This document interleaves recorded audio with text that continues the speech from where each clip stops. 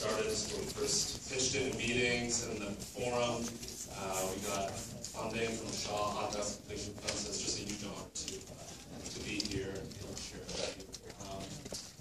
Our great people at iSteel Film, our producer Bob Moore, Daniel Cross, Milan Quinn, our production partners, Neil Basnick and Steven Silver at Blue Ice Films, Robin Smith at Keno Smith, Dogwood, our European distributor, Movie Network, Movie Central, Sundance Institute.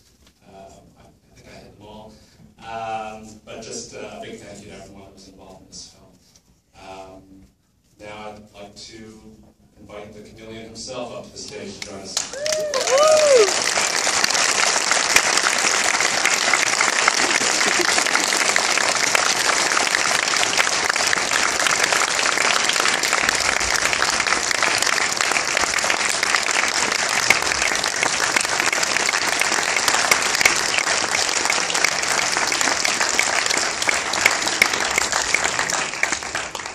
So we don't have time for too much questions. I'm just going to throw it our way to the audience.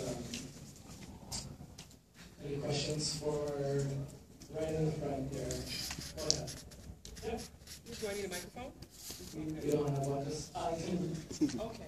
All right. First of all, I want to say that your work is brilliant, Anas. I actually worked in Ghana on the Maternal Health Channel, and one of the stories you did on the abortion inspired one of the episodes of what we did about abortion in Ghana. And I want to ask you, what inspired you as a young man in Ghana to think about becoming an investigative journalist? Because with so much corruption, people are afraid to tell real stories. So a question for Anas in terms of what got him into investigative journalism based on that there's so much corruption in Ghana. Well, I think that the motivation of the people, when you know that that single story will put a smile on the faces of the people you do the story for, then you are motivated. So the motivation is simply the people. The kind of journalism I do is a product of the society. And it's not just, it doesn't just come. You look at the people and you tailor the journalism to suit them. Are there any other? Yes, the woman right there. Go ahead. How is the law degree going to affect your work? The question of how the law degree is going to affect Nas's work. The three cardinal principles that work as far as my kind of journalism is concerned is naming, shaming, and jailing. And before you be able to get effective prosecution, you got to know the criminal code very well.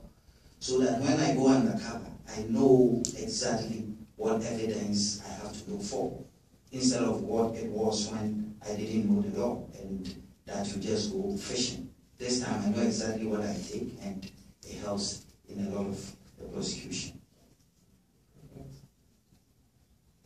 Yes, right there. This film demonstrates the good work that your work does, but how do you balance between allowing things to continue happening, to get the story, to get the evidence in order to stop something bad from happening? Well, getting the balance and perhaps being in a position to select which story to take at a particular time all depends on the people. And usually we have sources of information, and eventually you will have to do the evaluation of the information that comes to you. But like I have said, in making the choice, the ultimate decision and the balance lies in the fact that at the end of the day, how many people are affected by the story you do? You see, the kind of stories we do, I would say the kind of journalism we undertake, it's that kind of journalism that is necessary. In fact, if you permit me, it's double necessity for the society. It hinges on human lives, human trafficking stories that we have done. There are stories that if you didn't do, definitely you are going to see the people in very bad shape. So eventually we look at its effect on society, and then we make a decision that this is where we have to, or this is what we have to do. Just when things don't go necessarily as planned, take for instance the third case in the film, Natuba.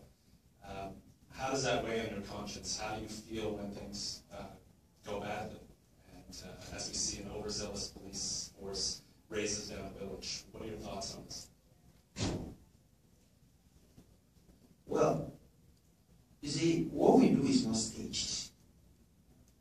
It's real time. What it means is that you cannot have control over what happens. You have some control to some extent when you start the investigation. As far as I'm concerned, I don't have powers of arrest, and it is only the police force that has it. So there are certain decisions that you cannot take for the security agencies. You can only guide them, as you saw in the film. You can only try to explain, since you are the mother of the investigation. Sometimes it's helpless. You can't do anything about it because they are coming from a security point of view. They have other reasons why they want to do what they do. Other times, if you know you can put in a word that will ensure that the right thing is done, you will do it. Okay, so yeah, go ahead. Hi, I'm glad for the first time to know about you, so it's a privilege to be here, find out about you. I look at the film and I see something that's a little bit, not too in-depth, just scratching the surface and bringing your community out to its people. A part of that film said about corruption in the country and the leaders and stuff like that. At what point might you take on those people, or is it ever going to be you to do that? Because corruption goes from the top down. It's like us and the war on crime here. We have our war on crime has been going on forever. We haven't gone anywhere with it yet. Do you think you'll be attacking or looking at that kind of in-depthness? Well, when I look at the theme corruption, I look at it in a way that the fight against corruption must be a consistent one. And it doesn't matter the kind of community or the kind of environment you come from. If that you don't have strong institutions that have the capacity to deal with it, then you are going to have problems. If you look back, our history perhaps is not as old as what we have in the West. You have somewhat developed institutions. We have what we call mushrooming democracy in Ghana and parts of Africa. I think it's a matter of time we're going to get there. But that must spur us on as journalists to take on the challenges whenever it comes. As far as I'm concerned, I don't have small corruption and big corruption. Anything that comes under my watch, once it does not help society. See, there's no point in doing journalism that doesn't affect society in a progressive way. As far as I am concerned, at the end of the day, what security agencies are looking for is the fact that they want to move society forward by cleaning the bad nuts. I can't see a problem if we decide that we want to take one step to meet the security officers halfway for us to ensure that it's the same goal we are looking for.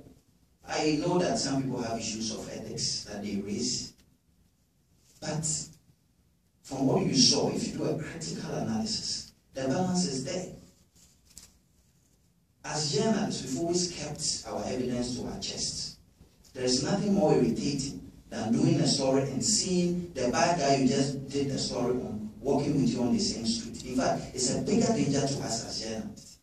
So if you can take one step forward, and the security officer can take one step forward, and all of you can come together to ensure that you clean society, I see nothing wrong with it. I, however, respect the opinions of my other colleagues who say that, well, when you do that, it means you're not playing what's your role. But content analysis will tell you, the same government that people who accuse me of being in bed with, they are the same people I have criticized over the past 10 years.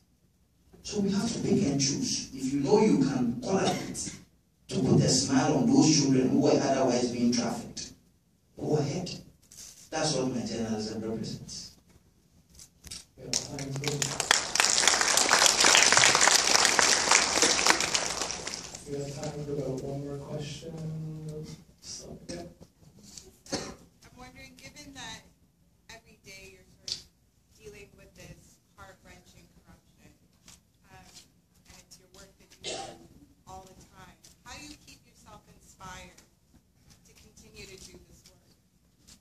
question for Anas, despite all the corruption, how do you continue your work? Results and impacts keep me going. When I get up and I listen to that news item on Joy, Metro, or TV3, and I hear that 5 people have gone to jail as mine because of my work, I smile. When I walk into that village and I see all those children smiling because of the story I do, I smile. Now, quick checklist. A story I did about human trafficking. As we speak now, the people are in jail for 42 years. This one that you saw, the man is in jail for 15 years. There's another one I did, they are in jail for 5 years. Another one I did, says countless results. The impacts are palpable. And when I see this, I get motivated. When you see the young ones smiling, and like I've always said, people may criticize me for whatever they think, but I think that extreme remedies are the most appropriate for extreme diseases. So thanks, Anas and Ryan, for both being here. Thank you, everyone. We'll be outside for a bit. I know it was really quick, but we'll be around to kind of chat if you want to ask any other questions.